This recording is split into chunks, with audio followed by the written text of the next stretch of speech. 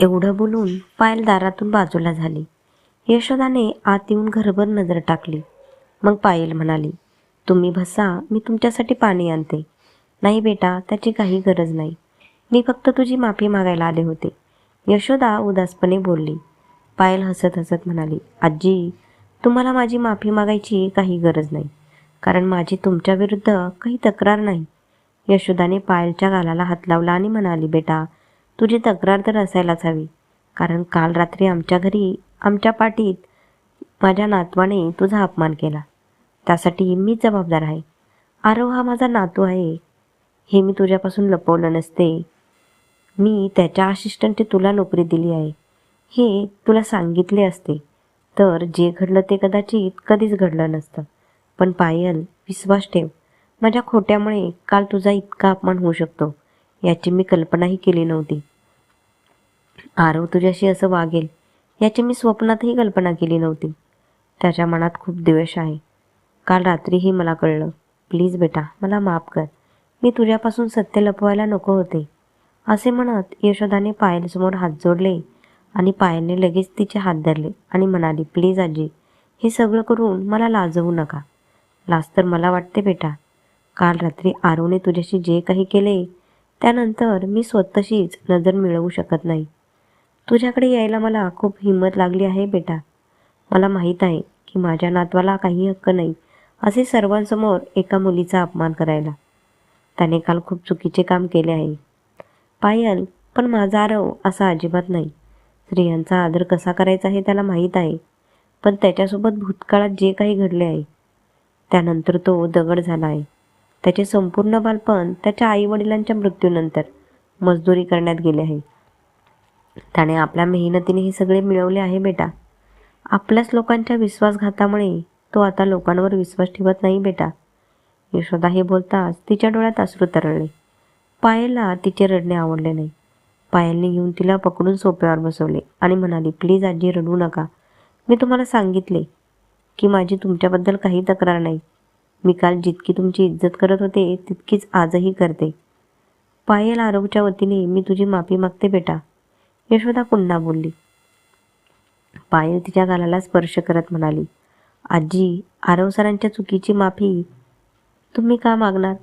जर चूक त्यांनी केली असेल तर माफी देखील त्यांनीच मागितली पाहिजे ना.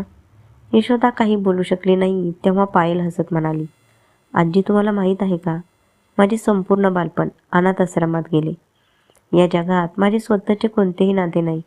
ज्या परिस्थितीत मी मोठी झाले, अशा परिस्थितीत मुलीला शिक्षण घेऊन स्वतःच्या पायावर उभं राहणं खूप कठीण आहे. तिथल्या अनाथ आश्रमात दिवसभर काम करायची. कधी टोपल्या बनवायची तर कधी कपडे शिवायची, कधी साड्यांवर भरतकाम करायची. अभ्यासाला वेळ मिळत नसे पण रात्रभर जागून अभ्यास करायची. अनाथ आश्रमाच्या गुदमरणाऱ्या जीवनातून बाहेर पडण्याचे माझे एकच स्वप्न होते. आणि मग एके दिवशी मधूच्या मदतीने मला तिथून पळून जावे लागले, कारण मला कॉलेजमध्ये शिकायचे होते आणि माझ्या चांगल्या मार्कांमुळे मला स्कॉलरशिप मिळाली. पण मला पुढे शिक्षण घेण्याची परवानगी नव्हती, म्हणून मी तिथून पळून दिल्लीला आले आणि मुलींच्या वसतिगृहात राहू लागले. मधूच्या आईमुळे मला कॉल सेंटरमध्ये नोकरी मिळाली आणि मी माझे शिक्षण पूर्ण केले. मग मधूला इथे एका नाटकात काम करण्याची संधी मिळाली आणि मी तिच्यासोबत इथे आले. पण आजी, मी कठीण प्रसंगातही स्वतःला कधीच तुटू दिले नाही. उलट मी कायम धैर्याने उभी राहिले आणि आजही उभी आहे, कारण माझा विश्वास आहे की प्रत्येक काळोख्या रात्रीनंतर सकाळ होतेच आणि सूर्याच्या किरणांनी प्रत्येक दिवसाची नवी सुरुवात होते. जिथे गेलेल्या दिवसांसाठी जागा नाही तरच माणूस आनंदी होऊ शकतो. आणि हेच आरव सरांना समजून घेणे आवश्यक आहे.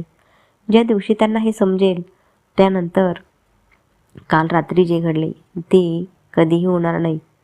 यशोदा हसत हसत म्हणाली, बस फक्त तुझ्या या विचारामुळे मी तुला माझ्या आरवच्या आयुष्यात आणत होते, जेणेकरून तू त्याला कसं जगायचं ते शिकवू शकशील. जीवन जगायचे असते हे त्याला समजावू शकशील. पण आरवने स्वतःभोवती द्वेषाचे आणि संतापाचे इतके जाळे पसरवले आहे की तो स्वतःच त्यात अडकून गेलाय हे मला माहीत नव्हते. प्लीज पायल, शक्य असल्यास माझ्या नातवाला माफ कर. मला माफ करा आजी, पण जोपर्यंत आरव सरांना त्यांची चूक कळत नाही तोपर्यंत मी माफ करू शकणार नाही. आणि ते स्वतः येऊन माझी माफी मागणार नाही, कारण त्यांनी माझ्या चारित्र्यावर बोट उचलले आहे, जे माझ्या सहनशक्तीच्या पलीकडचे आहे. मी सर्व काही सहन करू शकते, पण कोणीतरी माझ्यावर असे घाणेरडे आरोप केले, हे मी सहन करू शकणार नाही. म्हणून मला माफ करा. मी तुमच्या या गोष्टीचा मान नाही राखू शकणार. मला माफ करा. पायल उदासपणे यशोदाला म्हणाली. यशोदाच्या चेहऱ्यावर हसू उमटले. तिने पायलच्या कपडाचे चुंबन घेतले आणि म्हणाली, आज तुझे बोलणे ऐकून माझ्या हृदयात तुझ्याबद्दलचा आदर वाढला आहे आणि आता हाच आदर आरवलाही करावा लागेल. आता आरव स्वतः येऊन तुझी माफी मागेल, हे माझे तुला वचन आहे. पायल काहीच न बोलता फक्त हसली. यशोदाने आजूबाजूला पाहिले आणि विचारले, तुझी फ्रेंड मधू दिसत नाही?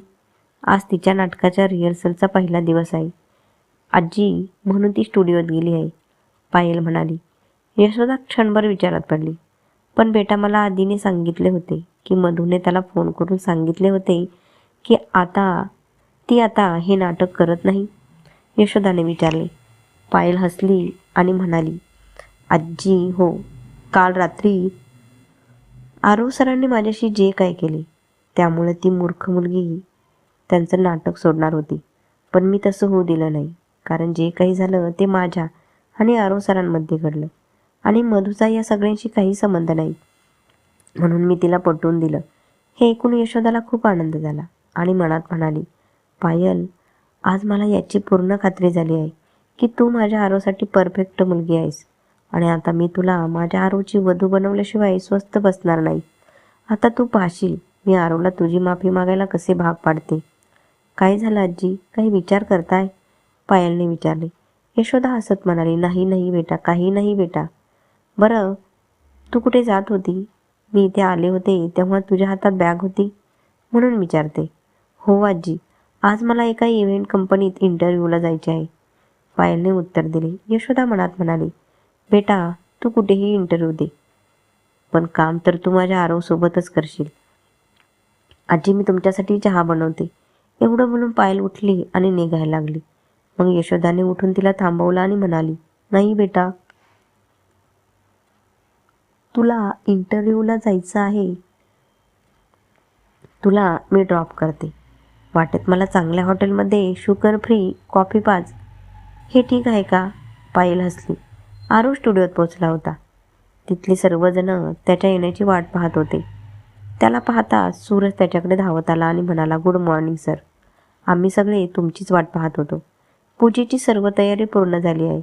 आरवने उत्तर दिले नाही आणि यशोदाला कॉल करू लागला, पण यशोदाने आरवचा कॉल रिसीव्ह केला नाही आणि मुद्दाम कॉल डिस्कनेक्ट केला. आरव रागाने स्वतःशीच म्हणाला, आजपर्यंत आजीशिवाय माझ्या नाटकाची एकही पूजा झाली नाही. मला स्वतःला आजीला आणावे लागेल असे दिसते. आरवचे हे बोलणे ऐकून सूरजने विचारले, काय झाले सर? आजी येत नाही का? त्यांच्याशिवाय पूजा कशी होणार? तिच्याशिवाय आजपर्यंत एकही पूजा झाली नाही आणि आजही होणार नाही, समजलं का? आरव रागाने म्हणाला. सूरज शांतपणे मान हलवतो. आरवने रागाने विचारले, ती मुलगी मधू आली का? येस सर, सूरजने लगेच डोके वर करून उत्तर दिले. तेवढ्यात आदी तिथे आला. आरव त्याच्याकडे आला आणि आदीला म्हणाला, आदी, आजी माझा कॉल उचलत नाही आणि तिला चांगलं माहीत आहे की आजची पूजा तिने नाही आणि मधूने करायची आहे, तरीही ती इथे आली नाही. तिला कॉल कर आणि इथे बोलव, तेही लवकरात लवकर. पूजेची वेळ सुरू होणार आहे. तुझी आजी आहे तर तू स्वतः फोन का करत नाहीस? आधी आडमुठेपणाने म्हणाला. आरव त्याच्याकडे रागाने पाहू लागला. तेव्हा आधी त्याच्याकडे बघत त्याच्या केबिनमध्ये गेला. आरवही त्याच्या पाठोपाठ त्याच्या केबिनमध्ये गेला आणि त्याने उद्धटपणे विचारले, माझी आजी म्हणजे काय म्हणायचे आहे तुला? ती तुझी आजी नाही का? हो, म्हणूनच मी तिला सकाळीच सांगितले होते की तिला आज ठीक 10 वाजता इथे यावे लागेल, कारण ही पूजा तिच्याशिवाय होऊ शकत नाही. आधीने कम्प्युटर चालू करताना आरवकडे न पाहताच उत्तर दिले. आरव काही वेळ त्याच्याकडे बघतच राहिला आणि मग त्याने टेबलावर ठेवलेला आधीचा फोन उचलला. आधीने डोळे मोठे करून त्याच्याकडे बघितले. तेव्हा आरवने त्याच्याकडे रोखून पाहत यशोदाला फोन केला. आधीचा नंबर बघितल्यावर गाडीतून उतरत असताना यशोदाने फोन रिसीव्ह केला. त्या आधीचा आरव रागाने विचारले, आता तू माझा फोनही घेणार नाहीस का? आरवचा आवाज ऐकून यशोदाची पावले थांबली. आरव पुन्हा म्हणाला, आजी माझा कॉल डिस्कनेक्ट करण्याचा विचारही करू नकोस. तुला माझी शपथ आहे. जर तू हे सांगण्यासाठी फोन केला असेल की आज मला पूजेसाठी स्टुडिओला पोचायचं आहे, तर मी पोचले आहे, यशोदा स्टुडिओकडे जाताना म्हणाली. ती असे बोलताच आरव गप्प झाला. यशोदा पुन्हा म्हणाली, मी तुझ्यासारखी नाही, जो आपला राग निष्पाप लोकांवर आणि आपल्या कामावर काढतो. मला माझ्या जबाबदाऱ्यांची जाणीव आहे आणि ती कशी पार पाडायची हेही माहीत आहे. म्हणूनच मी इथे आले आहे. तेवढ्यात आरवने आधीच्या केबिनमधून यशोदाला येताना पाहिले. त्याने फोन डिस्कनेक्ट करून टेबलावर ठेवला आणि मग केबिनमधून बाहेर येऊन यशोदाला म्हणाला, थँक्यू आजी. मी इथे तुझ्यासाठी आले नाही आरव, आधीच्या सांगण्यावरून आले आहे. त्याने सांगितले की आज जर रिहर्सल सुरू झाली नाही तर तुझे किती नुकसान होऊ शकते आणि स्पॉन्सर तुझ्याकडून पैसेही परत घेऊ शकतात. आणि मला माहीत आहे की मी पूजा करेपर्यंत तू रिहर्सल सुरू करणार नाही, म्हणूनच मी इथे आले आहे. यशोदा उद्धटपणे म्हणाली आणि आरवनेही उद्धटपणे उत्तर दिलं, तुझी खूप मेहरबानी झाली जे तू इथे आली. आता तुझं मला टोमणं मारून झालं असेल तर जाऊन पूजा करूया, कारण आज आमचा स्पॉन्सर राजू खरानाचा भाऊ विशाल साहेब रिहर्सल सुरू झाली आहे की नाही हे पाहण्यासाठी इथे येत आहेत. त्यामुळे मला इथे तमाशा नको आहे आजी, प्लीज. आरव हे बोलताच यशोदा त्याच्याकडे एकटक पाहत आधीच्या केबिनमध्ये गेली. आरव रागाने म्हणाला, मला माहीत नाही ही खरंच माझी आजी आहे की नाही. कधी कधी वाटतं की मला त्रास देण्यासाठी ही या जगात आली आहे. आरव बडबडत तिथून निघून गेला. पूजेसाठी सगळे स्टुडिओत आले होते. मधुही तिथे उदास आणि काळजीत पायलचा विचार करत उभी होती. ती मनात म्हणाली, कमाल आहे देवा तू सुद्धा. ज्याच्यासोबत काम करण्याचे स्वप्न मी पाहत होते, आज मी त्याच्यासोबत काम करणार आहे, पण तरीही खुश नाही. पायलमुळे ज्याने सर्वांसमोर तिचा अपमान केला त्या व्यक्तीसोबत मला काम करावे लागेल. हॅलो मधू. तेवढ्यात ऋषी तिथे आला आणि मधूशी बोलला. मधूने लगेच वळून त्याच्याकडे पाहिले. तेव्हा ऋषी पुन्हा म्हणाला, मी ऋषी. तू माझे नाव तर ऐकले असेल. मधू हसत म्हणाली, होय, मी तुझ्याबद्दल ऐकले आहे आणि काल रात्रीच मी तुला चांगले ओळखले आहे. कारण ते काय आहे ना, पायल माझी मैत्रीण आहे आणि तिने मला काल रात्रीच सांगितले होते की तू संधीचा फायदा कसा घेतलास आणि तिच्याशी तू गैरवर्तन केलेस आणि तिने तुला थप्पड मारून तुझ्या वागणुकीला कसा प्रतिसाद दिला. मी बरोबर बोलत आहे ना? मधूने असे बोलताच ऋषीच्या चेहऱ्याचा रंग उडाला आणि तो काही न बोलता मधूकडे रागाने बघत तिथून निघून गेला. मधूलाही त्याचा खूप राग येत होता. मग तिची नजर समोरून येणाऱ्या आरववर पडली. आरवला पाहताच तिला काल रात्री घडलेला सगळा प्रकार आठवतो. आरव मधूकडे आला आणि म्हणाला, मिस मधू, आजची पूजा तू माझ्या आजीसोबत करशील, कारण आमच्या प्रोडक्शन हाऊसचा नियम आहे की कोणतेही नवीन नाटक सुरू करण्यापूर्वी पूजा त्या नाटकाच्या नायिकेनेच केली पाहिजे. मधूने उत्तर दिले नाही, फक्त हो म्हणून मान हलवली. तेवढ्यात यशोदा आली आणि मधूच्या डोक्याला हात लावून म्हणाली, थँक्स बेटा, तू हे नाटक न करण्याचा निर्णय बदललास. थँक्यू आजी. जर तुम्हाला आभारच मानायचे असतील तर माझे नाही तर पायलचे आभार माना, कारण मी हे नाटक काल रात्रीच करायचे नाही असे ठरवले होते. पण तिने मला समजावले की मी हे नाटक सोडू नये, कारण मी अचानक नाटक सोडले तर कोणाचे तरी नुकसान होईल आणि माझ्यासह या प्रोडक्शन हाऊसची प्रतिष्ठा पण धोक्यात येऊ शकते. त्यामुळे मी कोणाच्या कृत्याची शिक्षा इतर कोणालाही देऊ नये. आज मी माझ्या स्वतःच्या आनंदासाठी नाही तर पायलच्या आनंदासाठी इथे आहे, म्हणून माझे आभार मानू नका प्लीज आजी. एवढं बोलून मधू तिथून निघून गेली. ती निघून जाताच यशोदाने आरवकडे पाहिले. आरव तिच्याकडे टक लावून मोठ्याने ओरडला, पंडितजी आले असतील तर पूजा सुरू झाली पाहिजे. हो सर, पंडितजी आले आहेत, मी सगळ्यांना बोलावून घेऊन येतो. एवढं बोलून कीर्ती तिथून निघून गेली. काही वेळाने पूजा सुरू झाली.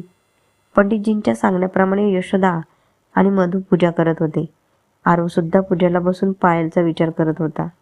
काल रात्री त्याने पायलसोबत जे काही केले ते त्याला आठवत होते. इकडे पायल मुलाखतीसाठी पोचली.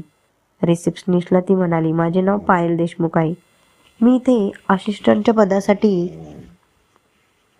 मुलाखत देण्यासाठी आले आहे. रिसेप्शनिस्टने तिचा बायोडाटा तिच्या हातातून घेतला आणि तिचे नाव वाचले, पायल देशमुख. हे नाव वाचताच तिने पायलकडे पाहिले आणि मग रिसिव्हर उचलून नंबर डायल केला. पलीकडून कोणीतरी म्हणाले, हो नेहा, सर, पायल देशमुख नावाची इथे एक मुलगी मुलाखतीसाठी आली आहे. रिसेप्शनिस्ट पायलकडे बघत म्हणाली. तेवढ्यात पलीकडून आवाज आला. तिला सांग की आम्हाला आरव राठोडच्या मदतीने सेक्रेटरी मिळाली आहे, म्हणून ती जाऊ शकते. येस सर, असे म्हणत रिसेप्शनिस्टने रिसिव्हर खाली ठेवला आणि पायलला म्हणाली, मला माफ करा मॅडम, पण आम्हाला आमच्या बॉसची सेक्रेटरी आधीच मिळाली आहे. सेक्रेटरी मिळाली आहे म्हणजे इंटरव्ह्यू होणार नाहीत. मग या सगळ्या मुली इथे आल्या आहेत, त्यांना का बसून ठेवलंय तुम्ही? पायलने विचारले. रिसेप्शनिस्ट हसत हसत म्हणाली, खरं तर गोष्ट अशी आहे की आरव राठोड आमच्या बॉसचा खूप चांगला मित्र आहे आणि काही वेळापूर्वीच त्यांनी सरांसाठी सेक्रेटरी अरेंज केली आहे. त्यामुळे आम्ही तुमची मुलाखत घेऊ शकत नाही. मी या मुलींनाही परत जाण्यास सांगणार होते. आरव राठोड? पायलने आश्चर्याने विचारले. तेव्हा रिसेप्शनिस्ट लगेच म्हणाली, होय, प्रसिद्ध नाटक दिग्दर्शक आरव राठोड. आरवचे नाव ऐकताच पायलचा चेहरा रागाने लाल झाला आणि ती म्हणाली, ओ हो, तर आता मला समजले की या मुली इथे का आहेत आणि फक्त मलाच मुलाखतीसाठी नाही का म्हटले जात आहे. थँक्यू. असे म्हणत पायलने तिचा बायोडाटा तिच्या हातातून हिसकावून घेतला आणि तिथून निघून गेली. पूजा आटोपताच मधूने सर्वांना प्रसाद दिला. आरूने प्रसाद घेताच तो जोरात ओरडला, गाईज, पूजा संपली आहे. आता मला 10 मिनिटात सगळे स्टेजवर हवे आहेत, फास्ट. एवढं बोलून आरव तिथून निघू लागला. पण अचानक त्याची पावले थांबली. त्याने वळून आधीशी बोलत असलेल्या यशोदाकडे पाहिले आणि तिच्या जवळ आला. त्याने खाली वाकून यशोदाच्या पायाला स्पर्श केला. यशोदाने त्याच्या डोक्यावर हात ठेवला, पण त्याला आशीर्वाद दिला नाही. आरव उठला आणि विचारले, तर तू माझ्यावर इतकी रागवली आहेस की मला आशीर्वादही देणार नाहीस? बेटा, तुला माझ्या आशीर्वादाची काय गरज आहे? तू स्वतःला देव मानतोस, म्हणूनच यश तुझ्याबरोबर आहे. हो ना? यशोदाने विचारले आणि आरवने मान झोकावली. यशोदाने आधीच्या गालाला हात लावला आणि म्हणाली, बेटा, तुझे हे नाटकही इतर नाटकांप्रमाणेच लोकांना खूप आवडावे. देव तुला खूप यशस्वी करू दे. आता मी जाते, तू तुझे काम कर, बाय. आधीने आरवकडे पाहिलं आणि मग हसत यशोदाला म्हणाला, चल आजी, मी तुला तुझ्या गाडीत सोडतो. नाही बेटा, मी स्वतः जाईल. आणि तसेही तुझ्या बॉसने सर्वांना 10 मिनिटात स्टेजवर पोहोचण्याचा आदेश दिला आहे. जर तुला माझ्यामुळे उशीर झाला तर तो तुला नोकरीवरून काढून टाकू शकतो, कारण आजकाल तो कोणाचा आदर कुठे करतोय. काल रात्री आजीच्या नकारानंतरही त्याने त्या मुलीचा अपमान केला.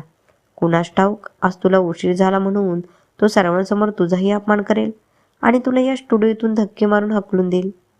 त्यामुळे मी स्वतःच जाईल, तू त्याच्या आदेशाचे पालन कर. असे बोलून यशोदा तिथून निघून गेली. यशोदाच्या बोलण्याने आरवला खूप दुखावलं आणि मग आधीही त्याच्याकडे बघत त्याच्यापासून निघून गेला. यशोदा गाडीत बसतच होती. तेवढ्यात आरव तिथे आला आणि म्हणाला, आज पहिल्यांदाच असं झालंय. आजी, माझ्या नाटकाच्या पहिल्या दिवशी तू मला आशीर्वाद दिला नाहीस आणि तुला चांगलंच माहीत आहे, जोपर्यंत तू मला आशीर्वाद देणार नाही रिहर्सल सुरू होणार नाही. यशोदा काही न बोलता गाडीत बसू लागली. तेव्हा आरव रागाने म्हणाला, आजी, पुरे झाला तुझा राग. त्या 2% मुलीसाठी तू तुझ्या नातवावर एवढी रागवली आहेस की त्याच्या खास दिवशी त्याला आशीर्वादही देणार नाहीस. यशोदाने रागाने गाडीचा दरवाजा बंद केला आणि म्हणाली, या मुलीला 2% बोलण्याआधी प्लीज तुझा 5 वर्षांपूर्वीचा स्टेटस आठव. आरव, असे म्हणत यशोदाने आरवच्या दुखत असलेल्या नसेवर हात ठेवल्यासारखे वाटले. त्याला त्याचा भूतकाळ आठवू लागला. लहानपणी या स्टुडिओत तो सगळ्यांना चहा द्यायचा, सगळ्यांची खरकटी भांडी धुवायचा. मग यशोदा पुन्हा बोलली, आणि मी पायलमुळे तुझ्यावर रागवले नाही आरव. ती तर माझ्यासाठी एक अनोळखी मुलगी आहे, पण तू तर माझाच आहेस ना. मग काल मी सांगूनही तू का थांबला नाहीस? त्या मुलीने तुला असे काय केले की तू तिचा असा अपमान केलास? तू एवढा कसा खालच्या पातळीला गेलास की स्त्रियांची इज्जत करायलाही विसरला? अशी कृत्य करताना तुला लाज नाही वाटली का? तू त्या मुलीला सगळ्यांसमोर पकडून तुझ्या इतक्या जवळ आणलंस. काल रात्री तू सर्वांसमोर केलेल्या मूर्खपणाबद्दल तुला काही कल्पना आहे का? पायलच्या आयुष्यावर त्याचा काय परिणाम होऊ शकतो? यशोदाने हे सर्व बोलल्यावर आरवने नजर खाली केली. यशोदाने रागाने आरवचा हात धरला आणि म्हणाली, तू नजर का खाली केलीस? माझ्या प्रश्नांची उत्तरे दे आरव. हे शिकवले आहे का मी तुला महिलांचा अपमान करायला? काल रात्री तू जे केले त्यानंतर तुझ्यात आणि त्या रस्त्यावरच्या मुलीची गैरवर्तन करणाऱ्या गुंडांमध्ये काय फरक आहे? आज मी त्या मुलीकडे तुझ्या कृत्याची माफी मागायला गेले होते. आरोतीला हवे असते तर माझा अपमान करून तिच्या अपमानाचा बदला घेता आला असता तिला, पण तिने तसे केले नाही. आजही ती माझा तेवढाच आदर करते जेवढा मी तुझी आजी आहे हे माहीत होण्याआधी करत होती. आरवने डोळे मोठे करून त्यांच्याकडे पाहिल्यावर यशोदा पुन्हा म्हणाली, आणि मी तिथे का गेले हे तुला माहीत आहे का? आरव त्यांच्याकडे बघू लागला. तेव्हा यशोदा पुन्हा म्हणाली, कारण आधीने मला सांगितले होते की मधूने या नाटकात तुझ्यासोबत काम करण्यास नकार दिला होता, म्हणून मी पायाला सांगायला गेले होते की तिने मधूला या नाटकात काम करण्यासाठी तयार करावे, कारण जर आजपासून रिहर्सल सुरू झाली नाही तर तुझी प्रतिष्ठा पणाला लागेल. पण मला तिला काही बोलायची गरज पडली नाही, कारण तिने मधूला आधीच पटवून दिले होते आणि तिला इथे पाठवले होते. ती मुलगी ना रागिणी आहे ना रागिणीसारखी. त्यामुळे तुझ्या आयुष्यात येणाऱ्या प्रत्येक मुलीला रागिणीने जे केले त्याची शिक्षा देण्याचा तुला अधिकार नाही. समजलं का तुला? मला मान्य आहे आजी. काल मी रागाच्या भरात माझी मर्यादा ओलांडली आणि मला त्याचा पश्चाताप झाला, पण त्या मुलीने मला तसे करण्यास भाग पाडले. तू त्या मुलीचे गैरवर्तन सहन केले नाहीस. आजी, मी केले आहे. ती मुलगी जशी दिसते तशी अजिबात नाही. ती संपत्तीसाठी तुझा वापर करून आपल्या घरात घुसणार होती, जेणेकरून तिला मला तिच्या सौंदर्याने अडकवता यावे. आरवने रागात एवढेच बोलले होते की यशोदा जोरात किंचाळली. पुरे आरव, पुरे झाले. तू खूप आरोप केले आहेस पायलवर. माणसं ओळखायला शिक बेटा, नाहीतर मी गेल्यावर पुढच्या आयुष्यात तू एकटाच पडशील. पायलला खरंच माहीत नव्हतं की मी तुझी आजी आहे आणि मी तिला तुझ्या असिस्टंटचं काम दिलं आहे. मी तिला खोटे बोलून पार्टीत बोलावले होते, जेणेकरून मी तिला सत्य सांगू शकेल आणि ज्याच्यासाठी ती वेडी आहे त्या व्यक्तीची तिची ओळख करून देईल. परंतु मला माहीत नव्हते की त्या मुलीला पार्टीला आमंत्रित करून मी तिची ओळख तिच्या स्वप्नांच्या राजकुमाराबरोबर नकरून देत नसून तिच्या स्वप्नांना तोडत आहे. ती मुलगी या भ्रमात खूप खुश होती की रोमॅन्टिक नाटकाचा दिग्दर्शक आरव राठोड स्वतः खूप चांगला माणूस आहे. पण काल रात्री मी नकळत तिची स्वप्ने मोडली, ज्यासाठी तिने मला माफ केले आहे. पण मी स्वतःला माफ तोपर्यंत करू शकणार नाही जोपर्यंत माझा नातू स्वतः तिची माफी मागत नाही. मला तिच्या माफीची काही गरज नाही आजी. मला यांच्या माफीची काही गरज नाही आजी, पायल रागाने म्हणाली. पायलचा आवाज ऐकताच आरव आणि यशोदा दोघांनी तिच्याकडे पाहिले. पायल रागाने आरवकडे आली आणि त्याच्याकडे रोखून पाहत यशोदाला म्हणाली, मी तुम्हाला सांगितले होते ना आजी, माझ्या चारित्र्यावर बोट दाखवणाऱ्याला मी कधीच माफ करू शकत नाही. मग मी यांना कसे माफ करू? आणि आज जे काही यांनी केले आहे त्यानंतर माफीचा प्रश्नच नाही. आज जे केले, आज त्याने तुझ्यासोबत काय केले बेटा? यशोदाने आश्चर्याने विचारले. आरवकडे बघत पायल म्हणाली, आज हे कालच्यापेक्षाही खालच्या पातळीला गेले आहेत आजी. काल रात्री माझा अपमान करून त्यांचे समाधान झाले नाही आजी, म्हणून आज त्यांनी मला धडा शिकवण्यासाठी नवीन मार्ग शोधला आहे. हो ना मिस्टर आरव राठोड? आरव आश्चर्याने पायलकडे पाहू लागला. तेव्हा पायल हसत म्हणाली, आजी कदाचित ते तुम्हाला हे सांगू शकणार नाहीत, मी तुम्हाला सांगते. एवढं बोलून पायलने यशोदाकडे पाहिलं. यशोदाकडे आली आणि म्हणाली, आजी, आज मी 3 वेगवेगळ्या ठिकाणी इंटरव्ह्यूसाठी गेले होते, पण मला कुठेच काम मिळालं नाही. माहीत आहे का? यशोदा आश्चर्याने पायलकडे पाहू लागली. पण तेव्हा आरवने तोंड फिरवले. तेव्हा पायल त्याच्याकडे पाहत म्हणाली, कारण यांनी मला काम मिळवू दिले नाही. मी जिथेही गेले कुठल्या ना कुठल्या कारणास्तव मला इंटरव्ह्यू देऊ दिला नाही आणि प्रत्येक ठिकाणी मला नकाराचे हेच कारण दिले गेले. आरव राठोड. हे ऐकून यशोदाला धक्काच बसला आणि तिने आश्चर्याने आरवकडे पाहिले, पण आरवने तिच्याकडे पाहिले नाही. तेवढ्यात पायलने त्याच्याकडे रोखून पाहत यशोदाला विचारले, आजी, मी यांना माफ करावे असे अजूनही तुम्हाला वाटते का? यशोदा काहीच बोलू शकली नाही, पण आरवच्या कृतीमुळे ती पायलसमोर डोकं वर काढू शकली नाही आणि काही उत्तर देऊ शकली नाही. तिच्या डोळ्यातून अश्रू वाहू लागले आणि काही न बोलता ती गाडीत बसली आणि रडलेल्या आवाजात ड्रायव्हरला म्हणाली, चला आजी. असं म्हणत आरव गाडीजवळ आला, पण तोपर्यंत गाडी पुढे गेली होती. आजी, पायल गाडीच्या मागे जाताना म्हणाली, पण गाडी जाताच तिची पावले थांबली. ती मनात म्हणाली, अरे भोले बाबा, हे काय करायला लावलं तुम्ही? नकळत मी आजीला दुखावले. बिचारी आधीच तिच्या नातवाच्या कृत्याने शर्मिंदा होती आणि तू तिला आणखी लाजवले. तू खूप चुकीचं केलंस पायल, खूप चुकीचं. कथा आवडल्यास लाईक, शेअर आणि सबस्क्राईब करा. धन्यवाद.